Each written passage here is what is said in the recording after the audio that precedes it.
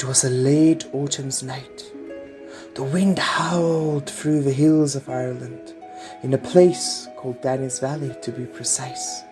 On the highest hill stood a little stone house, strong and firm, but inside, away in his little room, slept a little boy, only but a day older than 10 years of age. His name was Cian.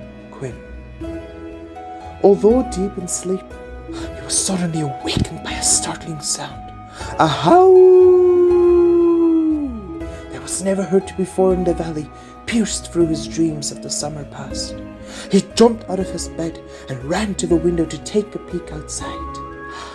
And there, on the highest peak of the valley, sitting under the full moon in the mist that started to rise, was a great mystical creature, big of size, broad in build, and snow white of color, howling his chilling howl, a deep and hypnotizing sound.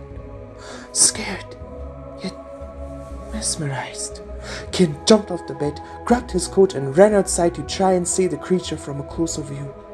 But when he got outside, the creature was gone. Disappointed, Cian climbed back into bed and fell asleep, dreaming of this wonder that he will never forget. The next evening, sitting around the cooking fire, Cian told his father about what he saw the previous night. And with a look of total shock, his father told him that he is a very blessed boy, because there's a legend that says when a boy is chosen by the universe to become a great leader, he is given a guardian wolf at the age of 10 to protect him and teach him what it means to become an alpha. Only he can save his wolf, and the wolf will only go with him if he chooses to accept the wolf. Cian was so happy by this, he jumped up and started dancing around the fire. But wait, there's more, his father said with a very serious tone.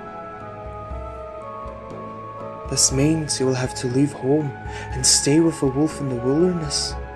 You can only return when you turn 18 and have fully learned the ways of the alpha, his father said with a sadness in his voice. Everybody went silent, except for Cian's mother, that started crying and saying that she will not allow it, and she will not give up her boy like that. Although still in shock, Cian walked over to his mother, hugged her, and told her that if that's what the universe wants, neither he or she can go against it. So, for the rest of the evening, they held a great feast and celebrated the blessing that was bestowed onto Cian. The next morning, Cian gathered his things, greeted his people, and started to walk into the wilderness.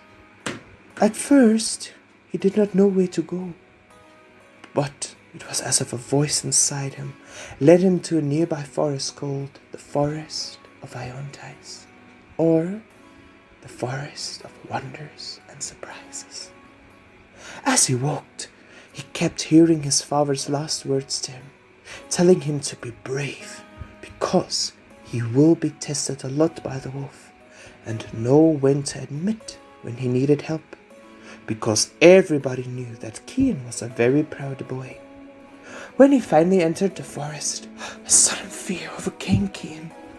The forest was very dark, and he can hear a lot of wild, scary noises. So, he grabbed his bow and arrow tight and started walking through the forest, trying to be as brave as he could. Then suddenly, in a small open space in the middle of the forest, where the sun broke through and shined in a clear ray of gold, stood the great white wolf, only a few feet away from Cian.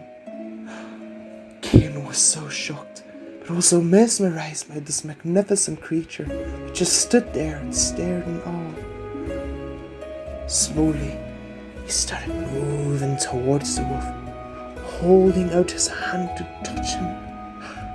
But before his hand could reach the fluffy soft fur, the wolf started growling at Cian. In a moment of fear, Cian turned around and started running. He ran to the nearest big tree, jumping behind it. Cian was so angry at the wolf, he decided to not accept him. Instead, he will learn by himself to become an alpha. So, Cian stood up and started walking into the forest. But in the time of a split second, the ground gave in under Cian's feet, and he went down in a landslide that ended up in a river. Cian tried swimming to the riverside, but the current was too strong. He felt all his energy draining from him by the second. Then he did what he knew was right. With his last breath, he cried out to the great wolf, asking him to save him and telling him that he was sorry for running away and saying that he didn't want the wolf's guidance. Then he went under the water and it all went black. With a shock of breath in his lungs, Cian awoke on the riverside, cold and wet. He was very confused, for he did not know how he ended up on the riverside. Then, with all the grace that it has, the great white wolf emerged from behind the bushes. In an awe of thankfulness, Cian stood up, walked slowly over to the wolf, and then fell on his knees, hugging the wolf and thanking him for saving his life. So, from that day on, Cian and the wolf lived side by side in the wilderness, experiencing 8 wonderful years of friendship and learning from each other. They formed a very special bond between the wolf and Cian, a bond that nothing and no one could ever break. But on the day of his 18th birthday, a very sad Cian realized that it was time for him to go home and leave the wolf behind in the forest. But he was also very excited, for he knew he learned a lot over the years and that he became the best alpha he can be. So it was with this thought and a feeling of thankfulness towards his best friend that Cian once again picked up his things, hugged the wolf for the last time with a tear on his face, and went his way. Cian's family was very excited to get their son back. They even held a great feast to celebrate it. From there on, Cian became one of the best leaders his people ever had, using all the knowledge and skills that the wolf taught him wisely. There were some nights that Cian felt very alone and missed living with his best friend, but he knew it was for the best.